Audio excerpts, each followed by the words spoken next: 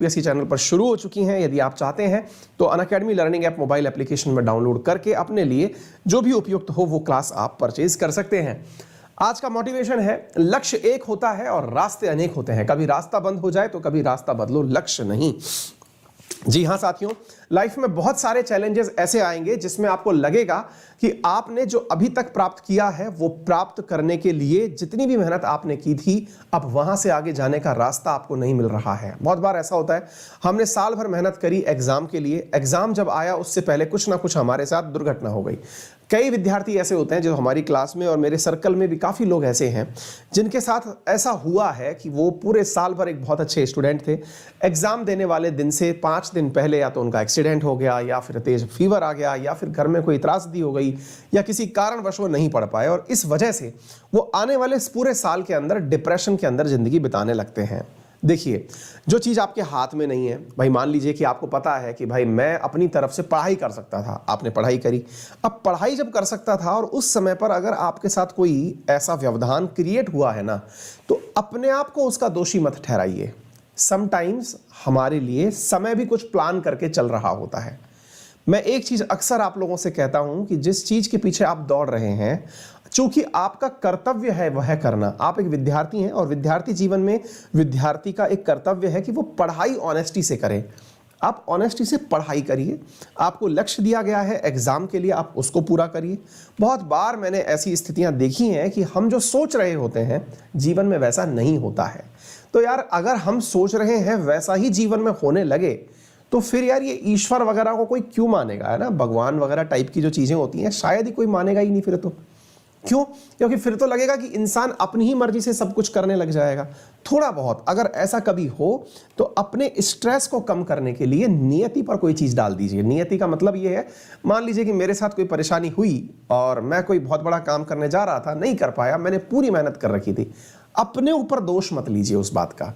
सीधी सी बात यह है, क्योंकि आप में से बहुत सारे मेरे प्यारे बच्चे ऐसे हैं जो इस बात को लेकर के डिप्रेशन में ही चले जाते हैं कि भाई अब तो मतलब पता नहीं मेरे ही दिन खराब चल रहे हैं। अरे नहीं भाई, ईश्वर को कुछ और भी मंजूर हो सकता है आपके लिए। और अगर आपको ये लगता है कि ईश्वर को कुछ और मंजूर हो सकता है तो फिर स्ट्रेस क्यों लेना। लाइफ में अगर आपको दिया गया काम आपने ईमानदारी से किया है तो परिणाम की लड़ाई मत करिए, आप अपने काम पर फोकस रखिए। जो भी होना है आपके साथ, सकारात्मक नकारात्मक, बहुत बार नकारात्मक होकर के भी लाइफ में बहुत सारी सकारात्मक चीज़ें मिल जाती हैं।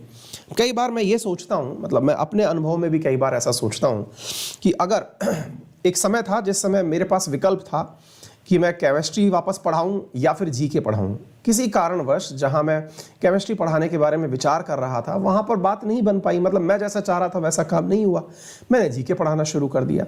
आज आप लोगों से जो प्यार मिला ये जीके के बीच में प्यार मिला, उससे पहले मुझे जो प्यार मिला वो केमिस्ट्री के लिए प्यार मिला।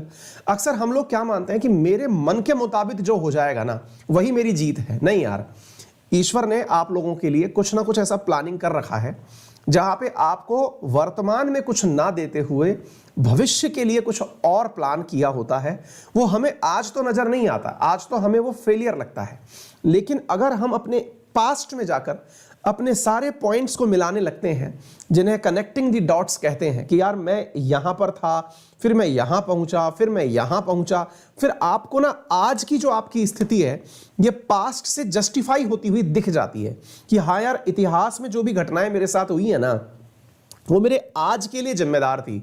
मैं खुद सोचता हूं कई बार कि मैं टीचर पहले भी था, टीचर आज भी हूं, तो मैं सिविल सर्विसेज की तैयारी में क्यों उतरा।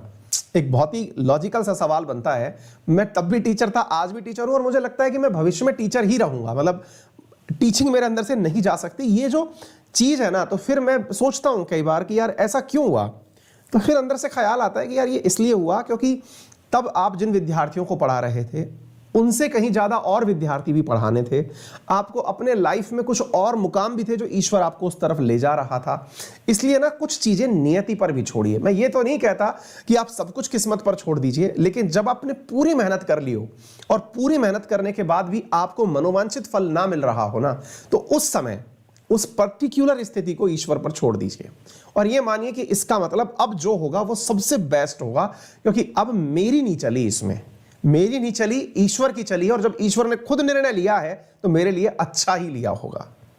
आप अपना जो सकारात्मक होने का एक्सट्रीम है ना, ये उस समय दर्शाइए जब आपने संपूर्ण मेहनत की हो और आप परीक्षा में बैठ ही नहीं पाए। तो उस समय बजाय निराश होने के आप ये सोचिए कि वाह, इससे बेस्ट मेरे लिए क्या हो सकता है। खुद ईश्वर ने आकर के मेरे इस रास्ते को बंद किया है।